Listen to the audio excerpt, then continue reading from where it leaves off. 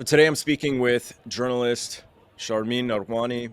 She's a journalist with the Cradle, which is a media platform that has done incredible work, especially since October 7th, not only documenting West Asia geopolitics, but exposing the genocide in Gaza.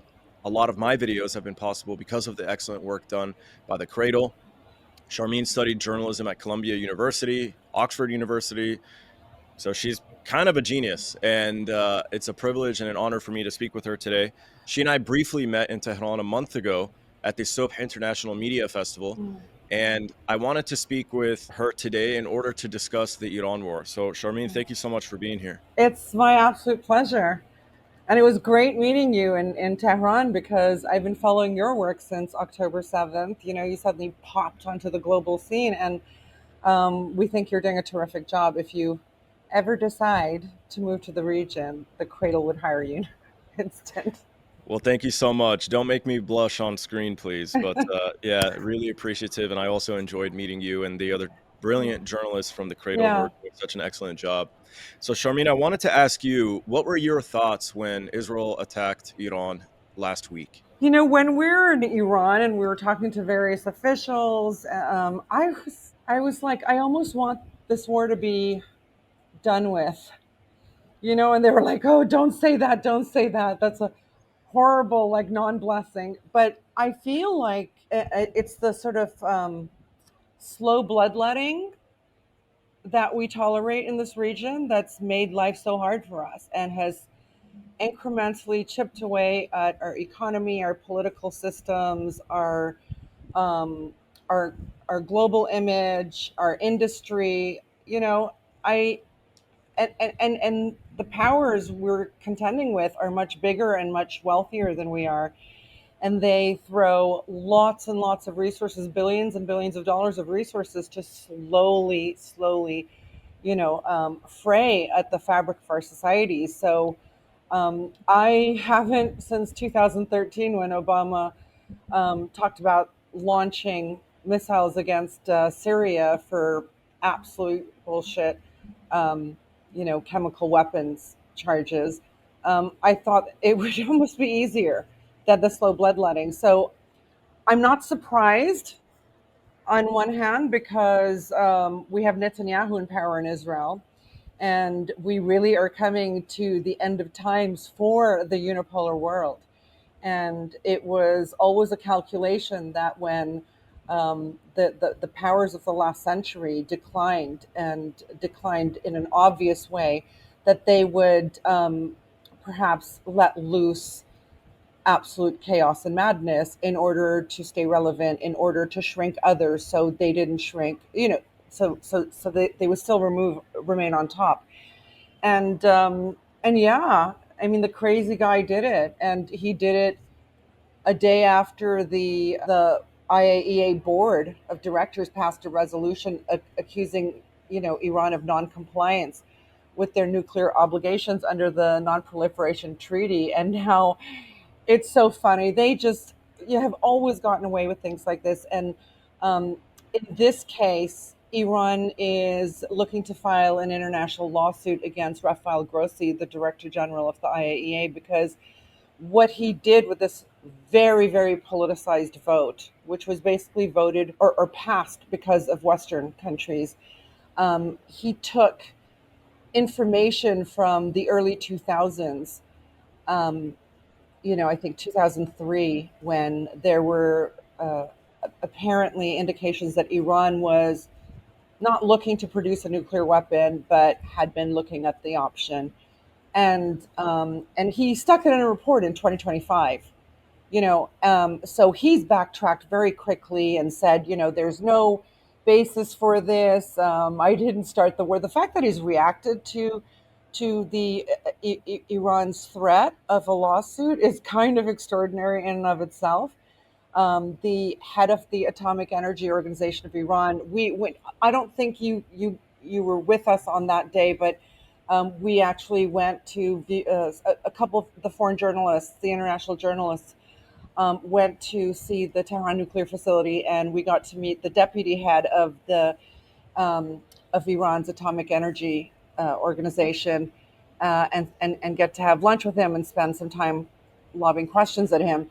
So the head of it sent a letter to Grossi saying, that what you allowed happen, Israel's repeated barbaric attacks are a result of what you allowed to happen in a very politicized way, under your watch, at a very, very difficult time. And he accuses the board of governors of operating under the guidance and influence of three European countries, the U.S. and Israel, and so things are heating up on other fronts. I've always been a proponent of lawfare. It's kind of the least expensive way to have a go at your enemy, because there are courts around the world that you can file cases in that have jurisdiction, and once you get a ruling, a precedent is set, and all kinds of things can unravel from that. I mean, I'm sure you've been watching, Ahmed, the Hind Rajab Foundation, which is doing extraordinary work, and in such a compressed amount of time. They've launched, I think, over 100 lawsuits against dual national Israelis who were, or even Israeli soldiers traveling to countries on holiday.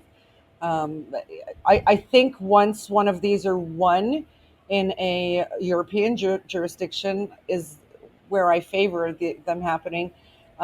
They will set all kinds of precedent across the EU and have a massive freezing effect on companies that do business with Israel, and nobody will want to be associated because the law can come after them.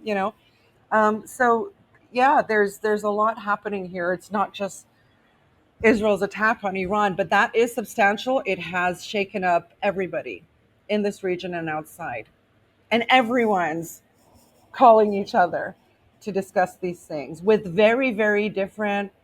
um, I think we're doing a piece next week, Monday or Tuesday, on the Gulf countries and how the Arab countries of the Persian Gulf actually may be backing Iran on this, as well as Turkey.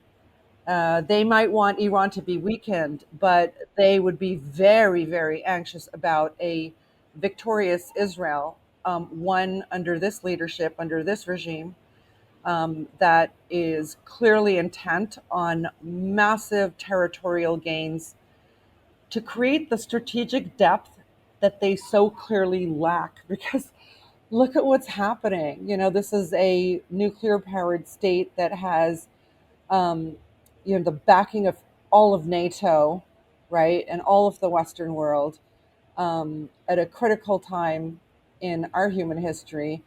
And they don't have the ability to ward off Iran's missile arsenal and its attacks. And part of that is because Israel has no geographic depth. I think it's, at its shortest distance, horizontally, is about 17 kilometers.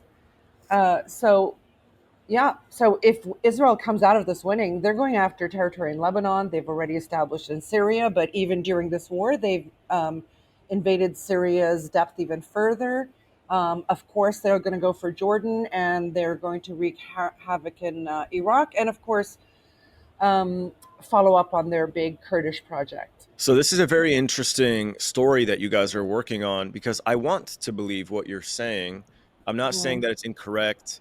I just am very distrustful of the Gulf countries, but especially the UAE and Saudi Arabia. Saudi Arabia, like, okay, when you spoke about the IAEA and the director, I mean, yeah. there's evidence suggesting that they gained intelligence on the homes of the nuclear scientists and the locations, and they fed that to Israel, and Israel may have assassinated those nuclear scientists based on intelligence gathered by the IAEA, that the negotiations were used to kind of allow for these inspectors to come back in more frequently, and through the discussions gain intelligence about these assets and then try to eliminate them.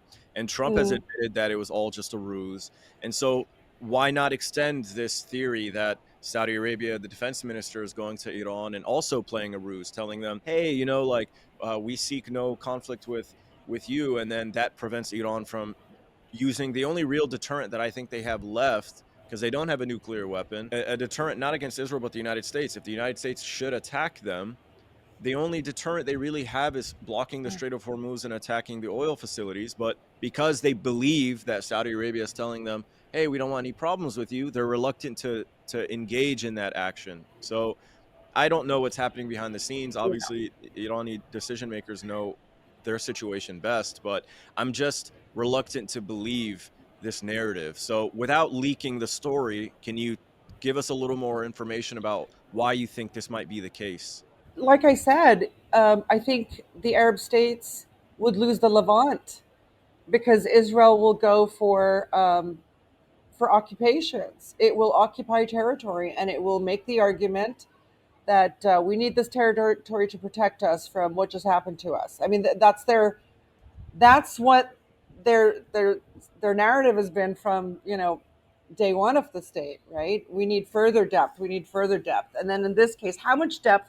At what point, if you're just a shit stirring little regional bugger like um, there's no border where that's going to ensure your safety. You're the problem, so the Saudis who have just started to get, not just the Saudis, Gulf Arabs who have just started to get a foothold in Iraq again after many, many years, will not want to lose that. They're already concerned about Turkish inroads into Iraq, into northern Syria, even Turkish influence in Lebanon. And now both Turkey and the Gulf countries are having to come to terms with the fact that they were looking at the wrong player, right? They were looking at the wrong adversary here. That if Israel wins this, Israel is going to go deep into Lebanon, deep into Syria, may as well annex Jordan and create a Palestinian state there, right? And then take advantage of the lack of stability in Iraq to go into Iraq to maybe set off their ISIS cohorts and their Al Qaeda cohorts again, work with their Kurdish allies to push down from the north. I don't, in my view, the Israelis will always have an aim for Baghdad. Baghdad has, there's a long Jewish history in Baghdad, and I, you know, from the river to the sea means a lot more than the sliver of land that Israel is. And so suddenly the Gulf Arabs are seeing this. Now, don't get me wrong, the Gulf Arabs have, because of years, decades of propaganda spun about um, Shia versus Sunni, Iranians versus Arabs. It's something that has permeated, the Arab brain, and but I think now, uh, and don't forget the Gulf Arabs as well as the Turks. They have healthy, solid relations with the Russians and the Chinese too. I mean, there's a lot of players, and Pakistan. Pakistan is has worked militarily very closely with the Saudis. Pakistan is a very, very close ally and partner of Turkey's in this region, and they are all suddenly very worried about any situation in which Israel takes out its most fierce adversary in this region and allows Israel to do whatever it wants with this regime of Netanyahu's.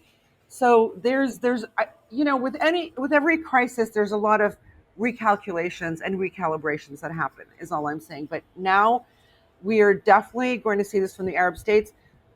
Just for starters, the Arabs, when Trump went to the Gulf and visited the UAE, Saudi Arabia, and Qatar, he didn't even make any speeches in a big way against Iran because the White House's sort of groundwork done in advance of his visit showed that they didn't want to hear it. His last visit in his first term was full of, sort of chest thumping about how bad Iran is, with partners who are willing to listen. In this case, Saudi Arabia and Iran have struck a deal under the auspices of China. They have been working for the last 2-3 years on improving relations, and in small incremental ways, but eventually, it's headed in a positive direction. The Saudis don't want any more to be part of the Yemen war. Mohammed bin Salman has moved on to economic growth and his big Vision 2030 plan, and the last thing they want is to not be able to sell their oil and gas. Okay. If the Strait of Hormuz closes, or if there's wars and airlines are not landing and ships are not sailing, even if Iran doesn't, shut down the strait, that's a big economic blow to these countries, and there was no necessity for it. That's I the thing. see. It was So it not sounds like to it get sounds to like to your point that you made at the start of this, that Saudi Arabia and the Turkey and the other nations in the region, they wanted to see Iran weakened but not destroyed. They want to maintain a balance of power in the region. yeah, they're happy for a weaker Iran, and actually, Iran may come out more weakened as a result of this conflict, and especially if it's prolonged. Um, so far, we're definitely not seeing that because the surprise attacks that Israel did on June 13th were, you know, took took Iranian. I mean, Iranians were shocked. They were shocked for a good 12 hours or so before they rallied incredibly. Air defenses went back up. They started immediately to look at how the Israelis were able to do this. Israel gave the impression initially that it was as though Israel attacked Iran's airspace and just started dropping bombs. But it turned out it was exactly the kind of drone attack that was done just a few weeks ago in Russian territory by the Ukrainians. So, one thing the Russians have learned, as well as the Iranians and everyone watching this, because this is all out in the open now, is that you have some actors using the same playbook across several geographies and conflicts. And the suspicion is it's the same actor. The Russians have accused the the UK in particular, the British, which has always played a great role in Iran, has occupied Iran in the past. And the Americans, of course, though they sort of gave Trump a free pass on it, but the Iranians certainly aren't thinking that way. The playbook is the same, and it's a regime change playbook. You cause a shock, and then you move people, you funnel them into a way of thinking and paranoia that makes them turn on the state, turn on each other, turn on other ethnic groups. Divide and rule comes into being. The economy gets squeezed through conflict. The blame game starts, and then a state starts to unravel. And that was the playbook we started to see in Iran. But like now, the Iranis, as of the last more than 24 hours now, all internet is cut in Iran. You see these propagandists outside saying, "Oh, Iran's so authoritarian; they've cut the internet," and it's not true. It's they noted that. The drones that were set up and the drone factories and the drones that were set up inside Iran to do these assassinations and this targeting were using the internet to guide, to communicate, etc. So they shut off the internet. Interestingly, and I think the Cradle has a news story on this today, is that Israel, so cyber warfare already in the first week is very evident. It is definitely the wave of future wars, okay? Because why even drop a bomb or do anything when you can quietly shut down something in an adversary state?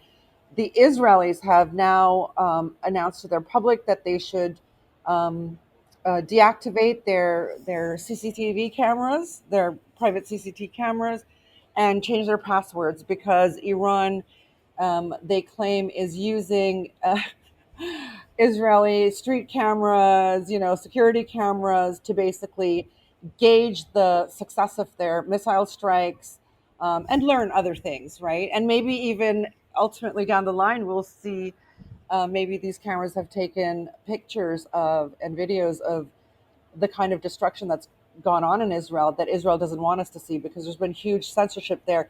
So actually, if you look at things, yes, a week ago Iran was in shock, but the turnaround has been absolutely enormous, and not just uh, in the way I'm about to explain, which is, um, you know, the Israelis and the Americans have said Israel has air control over Iran. It's absolutely not true. Israel has a very clear path because of geographic proximity to Western Iran. but not the east and center, certainly. And a lot of their activities have diminished because the internet's off and they don't have the same capabilities as they did a week ago because of that. Furthermore, massive crackdowns, massive crackdowns on Iranian collaborators who were part of the the Israeli drone production, who were, part of the assassination activities. There were car bombs that went off when Israel started using some of its drone capabilities inside Iran. Israel's fallback is terrorism. The first car bomb ever to be used in West Asia was by the Israelis, and they used it against British mandate officials. This is how the car bomb was born in this part of the world. And so when Israel's fallen down to that level, you see that their options have shrunk in Iran. Okay, so the crackdowns become huge. And here's what's important: a lot of these crackdowns came as a result of Iranians, regular Iranian public, calling in suspicious activity. The government immediately put a 3-digit number out publicly, and Iranians started calling in. A lot of these people were caught that way. And what Israel thought could kick off a regime change operation, right? The playbook of a big shock event and then turning people on each other, creating paranoia, fear, etc., and then a government collapses, a society collapses. The exact opposite happened. I mean, Israel, this 70-something-year-old country, could not possibly understand what a civilization of several thousands of years has in their DNA. And I'm sure you picked up on some of this during your trip, Ahmed, right? What's happened now is even people who weren't voting in recent elections and, sucked into this whole, Western narrative of bad government, they are like, now we understand. Now we Yeah. understand what our government has done for us. Because when you went to Tehran, I bet you were a bit surprised, right? Everywhere you looked, there was progress. There were like gardens and parks and highways and bridges and restaurants and cafes. It wasn't like a sanctioned country. Yeah. So this has been enormous. And I think, as you go off to your next interview, the thing to be watching for is whether the US piles into this or not. I think they'd be extraordinarily stupid to do so. I think there will be a number of Iranians chuckling to themselves. It's not going to be fun, don't get me wrong, but Iran has just basically schooled Israel in this last week, okay, on what real states do and how real states act, within international law, within the Geneva Conventions, right? But showing that we've had enough strategic patience and now we've had enough of you at a time that the world has had enough of Israel. If America joins in, it might be 2 regime changes we see, but not an Iranian one. Wow, that's a bold claim. Okay. Well, uh, I do hope the best for the people of Iran, and I'm just waiting for the other shoe to drop because I know how delusional Mm, the Trump administration can be, and the Zionists kind of control their foreign policy. But hoping for mm. the best for the people of the region, and I hope the Israelis get what's coming to them. So thank you We so all do. much for your time. I look forward to maybe we can discuss your piece next week in detail when it comes out. But we'll follow the Cradle, and when I edit this, I'll post the links and the information to the Cradle and to your work so people can follow And that. please have them check out our YouTube channel. It's only about a year or so old, Mhm. but we're also doing like twice a week now discussions on what's going on in the region, critical subjects. Thank you, Ahmed, for Excellent. having me. Okay. Yeah. Thank you so much for your time. Take care. Trust nothing. No